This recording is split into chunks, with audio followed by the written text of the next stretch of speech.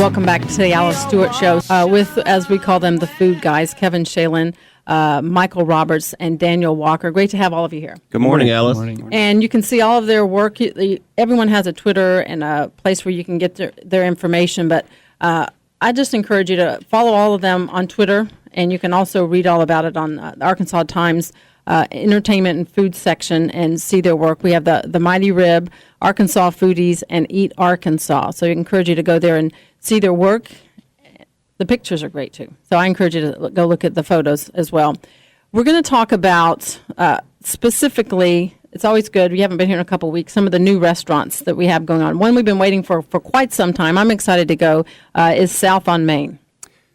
Yeah, I'll touch on them first. Last time we were on, we were wondering when they were going to open. They are open, fully open. Well, not fully open. They're still waiting to start.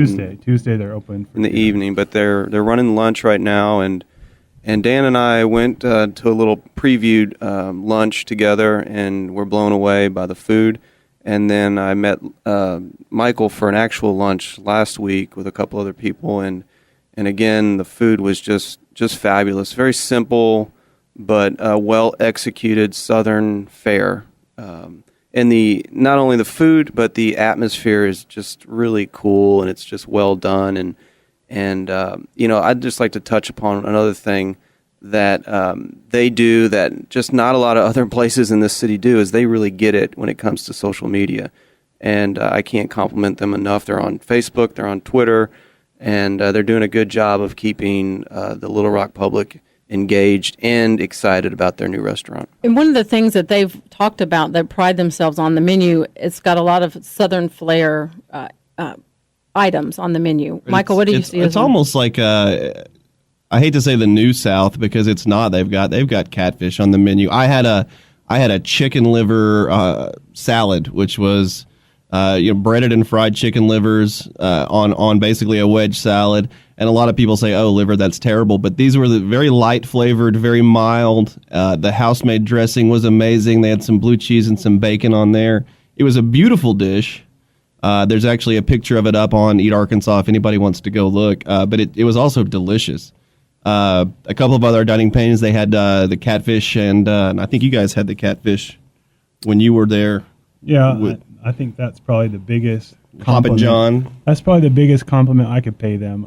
I might get thrown out of Arkansas for saying this, but I've never really come to terms with the whole catfish craze. But all right, cut off his mic. Cut off his mic. Well, no, I don't know. Kevin, back me up. But I totally agree. I haven't been that impressed with catfish here, and I guess it's catfish in general. And yeah, Matt Bell threw out this sautéed catfish with avocado and corn, and it was fantastic. Not only the best catfish I've ever had, but one of the best fish dishes. It was light and flaky and buttery, and to be quite honest, it didn't taste like catfish. It didn't taste like it had been feeding off the bottom of a pond. Yes. They you nailed probably, it. I would imagine, I haven't seen the menu, that's probably not mentioned in the description of the No, item. and it's in the old space where Juanita's used to be there on South Main, and anybody who is, and I went to a lot of shows at Juanita's over the years. You'll walk in and you'll recognize it, but you won't recognize it because the layout of the floor is very similar. They've kept the stage. They're going to be doing, I think Roseanne Cash is actually going to be playing there coming up, which is pretty exciting. Oh, that'll be great. But it's just been redone and so light and airy now, where Juanita's always felt kind of dark. So they've taken a space and done some very minimal things to it, but made it completely different. It's impressive. I'm looking forward to going to it. And of course, and not expensive. It's a pretty inexpensive lunch. That's great. When I was growing up, I don't know if you guys, I loved having breakfast for dinner. And now that seems to be the craze is waffles. Really any time, but the Waffle Wagon is a big new place. Yeah, the Waffle Wagon is fantastic. And so these guys that are doing sweet and savory waffles. The first time I tried them, we had their chicken waffles, which was kind of a buffalo-style chicken tender. With a little bit of maple syrup and a really good moist waffle. My wife had a cornbread waffle with black-eyed peas or purple hull peas and jalapeno jelly. They're doing like peach and brown sugar. I think they did one that's fig and prosciutto, which is pretty gourmet for a truck. Now, where is that? They have been coming to some of the farmers markets, Bernie's Garden, which is at 10 o'clock on Sundays down on South Main. I think they're doing Westover Hills Market, which is on Kavanaugh. And I think right now that's the only two that they're doing. They're just getting started. And what about mugs? Well, Michael and I have both eaten there. I don't think Dan has yet. It's right across the river on Main Street. And, the one thing I think will blow people away about Mugs is you think it's going to be this little kind of coffee house, and then you walk in and it's this big, expansive, beautiful, hip space. And it's just really well run. They have good coffee. And I've had a breakfast sandwich, the Wayfaring Slider, which is this cute little $4 sandwich with a roll and a sausage patty and this fried egg that's just perfect. At least mine was the time that I went. And nice people, just a place you can really root for, and you hope they do well, and I think they will. And it's just another great addition to the Argenta district over there. They're really growing. It's impressive to see. One of the things that you've talked about quite a bit, and you guys are great about promoting and pushing each other's events and things you have working on online. But your friend Kelly Gee's barbecue smoker, and evidently it's a good thing. It's reached its goal. But tell me about that. Well, Kelly G has been a friend of ours now for quite a while. I guess one of the biggest compliments I can pay Kelly G is I also, for some reason, I'm complaining a lot now, but I haven't been that impressed with barbecue here in Little Rock particularly. And barbecue is Kelly's passion, and the man knows smoke, the man knows pork, and he's had a couple of parties at his house that we've all been invited to, and he's barbecues some of the most fantastic, ribs, pork. He's starting to do brisket now, and he did a little Kickstarter fund to get himself a big fancy smoker. I can't remember the brand of it, but it was this amazing looking smoker. He wants to start doing competition style barbecue, and I believe he's going to start doing some stuff for the Hogs games and do some tailgating. Well, that brings me to my next question. I'm excited about the Arkansas game coming up September 7th. I'm all ready to go. What's, real quick before we go to this first break, your best favorite tailgating food? I love wings because you can't screw them up. When you're tailgating, you can throw some wings on the grill, and then you can let them go a little long and just call them a little crispy if they kind of get a little overdone. But, you can pick them up. They're easy. They're handheld. They're just a great tailgating item for me. Michael? To me, anything you can put between two pieces of bread, I'm a big hamburger fan, so grilled hamburgers is kind of like wings. It's real hard to mess one up, and some really cold beer. I'm always going to say that. There you go. I think I've been thinking about what I'm going to actually bring to these things, and I think I'm going to grab some sausages, probably from Hillcrest Artisan Meats. They do a ton of great handmade sausages, and also pretty easy to do and not screw up. I saw yesterday, I got a email from the Groupon thing in Little Rock, and they have barbecue cookers you can take out. It's for tailgating, but it has a pizza oven in it, so you can make pizza out while you're tailgating. That's a good idea. Yes. That sounds like that's pretty exciting. I've never even heard of that. That sounds like a grand idea. I might have to look further into that. Anyway, we're going to take a quick break. We're going to find more about the great places to eat with the food guys coming up after this break. We're talking food here. Kevin Shalin, Michael Roberts, and Daniel Walker, all the experts in the food business here in Central Arkansas. And great to have you all here. Thank you. Yeah, thank you. And I want to say thank you for bringing the donuts. Can't go wrong with Krispy Kreme. Oh, you can't. You're very welcome. It's very good. Of course, I've got cinnamon all over the desk here, but I'll wipe it off before we leave. Okay, one of the topics is you guys are the experts on the food, but we'd suggested different topics and favorite Asian restaurants. I think I'll start this one. I've thought about this a lot lately, and I think my favorite Asian cuisine is probably Thai.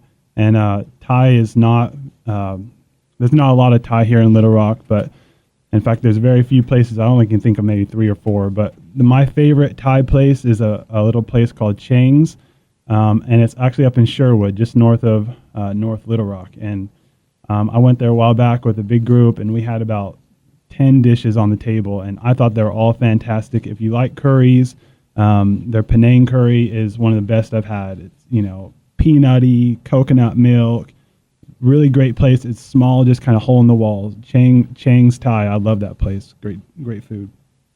Michael? I think any kind of Asian cuisine I like is probably sushi. If my wife were here, she'd be laughing because I can eat more sushi than anybody can possibly imagine. My favorite spot for sushi in Little Rock is Igibon, which is over on Rodney Parham. I like it so much I actually got engaged there. That's where I proposed over a plate of sashimi. And a lot of sake. Right? That's why she said yes. Yeah, no sake. And Ava over there is great. They went through a change of management a couple of years back, and it kind of dipped, but it's back. If you haven't been in a while, the quality is as good as ever. Fresh fish. They do happy hour sushi in the evenings before 6. It's just fantastic. The rice is really good. The fish is very fresh. And some of their non-sushi dishes are really good. They do an age shumai, which is one of my favorite little fried dumplings. They're fantastic. Right. So I love them. Right. It's always good and fresh. And they're so friendly. Yes. Ava is one, like, she knows everybody every time she knows you come everybody in. that walks in. Yes. And we hadn't eaten there for 6 months, and we walked in, and she said, "Oh, welcome back." And you haven't been here in so long. So she is very genuine. I assume she's recognizes us whenever we go back in there. But it's great. It's a great place to go. I'm shocked that Roberts did not mention Mr. Chen's, because there was a time there that I think he was paying rent. So I just can't believe he didn't give a shout out to Mr. Chen. So I will briefly. Their food is fantastic. Everything's great there. Well, no, I strike that. Not everything's great there, but a lot of the things they do are great there.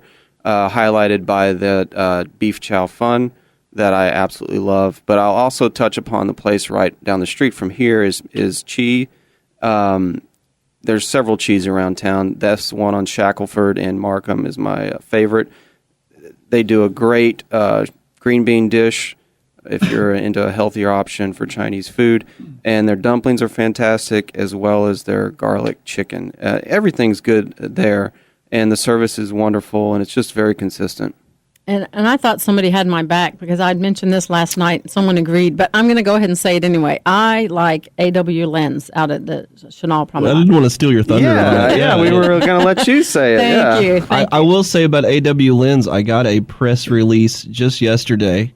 They're going to be revamping their menu, doing some specials. So they've got some pretty neat things coming up. I'll have something up on Eat Arkansas probably today about it. So if you guys do like A.W. Lynn's, and I do, I've eaten there. I think it's pretty good food. They also do pretty good sushi. Keep your eye out for that because there's some pretty exciting things coming up with that location out in West Little Rock. Yeah, I'm excited. I went the other night, and we got, basically it was a group of us, and we got one of everything, and everybody got a little bit. We had the General Tso's chicken, was phenomenal. We had the Mongolian beef, the Mushu pork, and the Thai spicy yellow curry, which I love the curry. Their pan-fried dumplings are fantastic. It's very good. They have one of the best miso soups, and miso soup is so simple, but I love it when it's done really well, and it's just fantastic there. Yeah, it is good. And when she mentioned they were going to change the menu, I was like, no, keep it. It's they're great. going to the press release said they're going to keep a lot of their old dishes, add some new things. They've got a new chef in there. I think that they're going to do some Thai food actually, and but they're going to have some pretty good specials coming up. So we'll have something on that coming up and on the blog. And that's the thing. So it's okay to like a nice big restaurant and a nice big mall. Absolutely. If the food is good, it doesn't matter where it's at. That's right. So we think. I think you need to put that. That's your new moniker. Yeah, if it tastes good, I don't care where it's from. That's true. Okay, now here's the thing that what all of you guys are great at is going out to eat and giving your critiques of restaurants, the good, bad, and the ugly. But in terms of the latest things that you've cooked, what's the best thing that you have cooked lately? I'm going to give a shout out to a local foodie, Amy, who does this garlic sauce that's making its rounds to all the foodies in town. I got a jar this week because our kids are in the same class and we met up for parent orientation.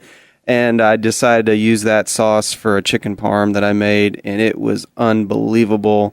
It's spicy and rich and just bursting with flavor. So I've made chicken parm. I've been cooking a lot lately.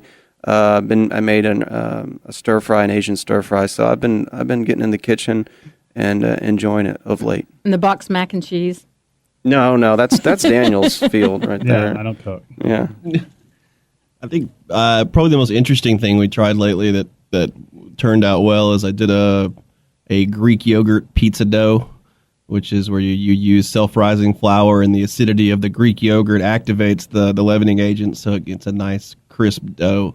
That's on Arkansas Foodies, if you guys, and a lot of people on Pinterest have been pinning it from different places, so that isn't original with me, but you basically take flour and you take Greek yogurt and you mix them, and it actually makes a really nice, crisp, chewy dough that we really enjoyed making a pizza out of. So. Oh, that sounds awesome. Daniel's taking notes right now. It's right up his alley. It's a 2-ingredient pizza dough, so even Daniel could cook it. Yeah. I'm gonna have to go. I like sweets, so I got a little thing baking up.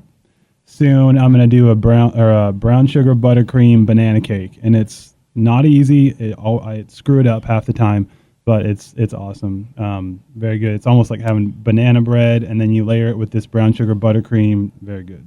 And event coming up that some of us are, I'm not sure if all of you guys are, the Debbie Arnold event coming up on September 6th. Yeah, Daniel and I are going to be judging. There's a Iron Chef competition. We're going to be kind of taking part in that. I think I am judging yeah, too. you are too. I went through the list of people. You are too. So yes.